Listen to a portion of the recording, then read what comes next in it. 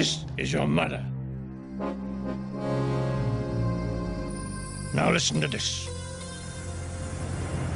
Once upon a time there was a wily wolf. That's me. Hey, wicked witch! And a ginormous giant. These three villains earned their reputation in a selection of folk tales set in the dark woods, deep lakes, and enchanted castles. In this story, our villains are the wily wolf and the cunning fox.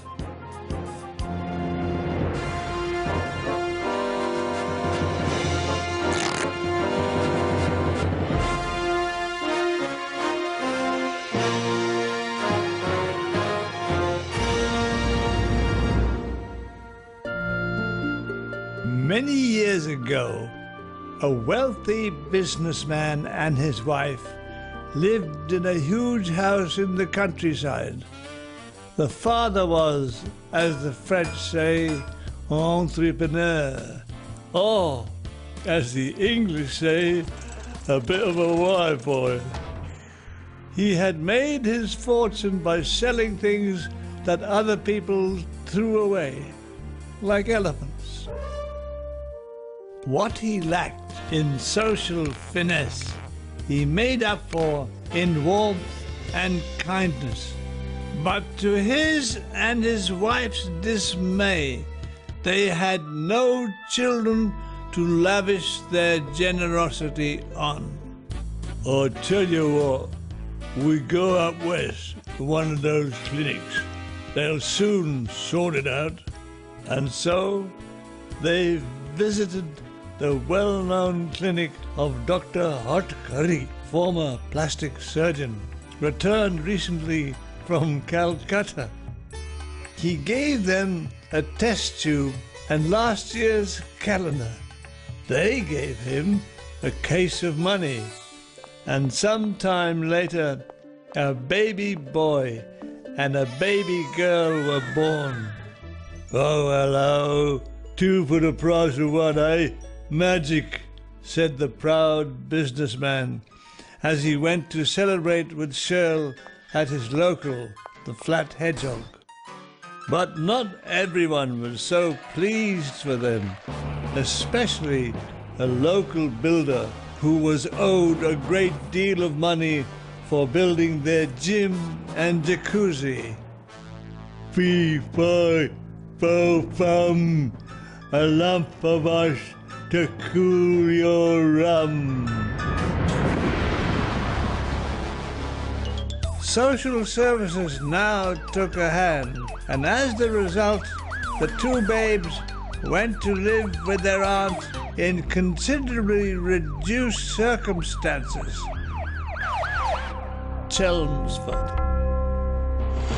She showed no interest or kindness toward the children until one day their father's will was published in a local paper. Yeah! Babes inherit £1 million. Pub hit by iceberg. Hee-hee! Suddenly, things were different. Why should these 2 have all my brother's money when I was left nothing?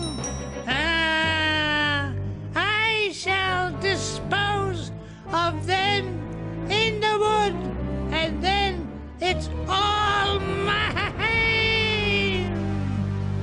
In the same paper, she had noticed a small advert. 2 villains for hire. Disposal in woods, a speciality. Perfect.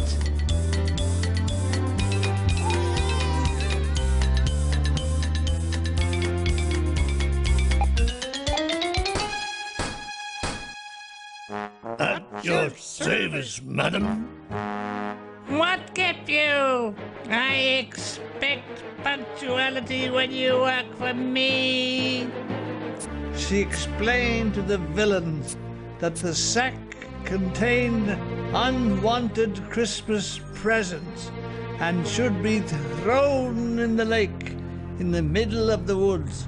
But under no circumstances should they look inside. Well, that's a piece of cake.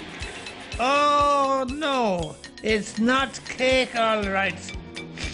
no, it's more like meat, I'd say. Meat?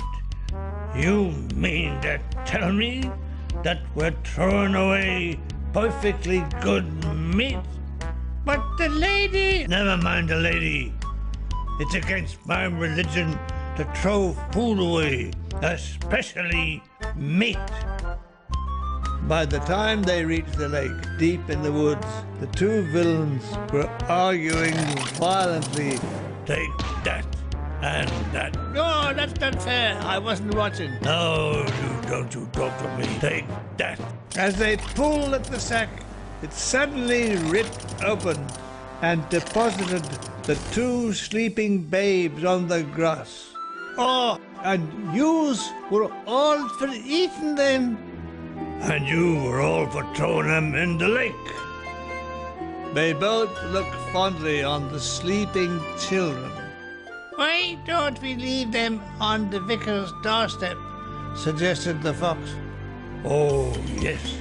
And as a reward, we'll go round to the kitchen and have some of the meat pies. The brilliant solution suited everyone. The vicar and his wife adopted the babes. The wolf and the fox pinched the meat pies.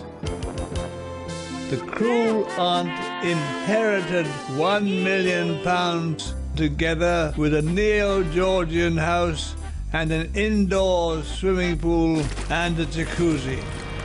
And that might have been the end of the story, but for a trivial speeding offence by the wolf on the A10 near Chingford.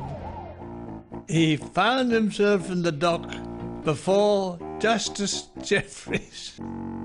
This is your 74th speeding offence this month, and I've taken with your previous crimes of duck shooting and pie pinching. I have no alternative but to impose a severe sentence on you. Have you anything to say?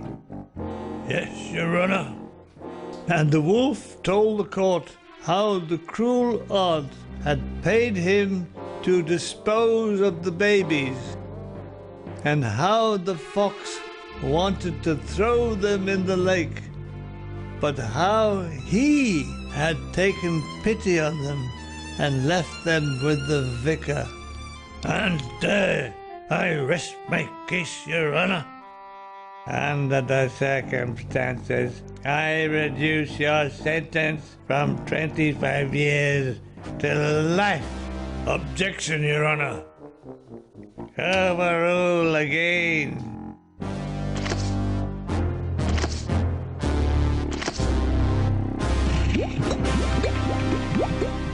There's more wolves and more witches and more giants here next.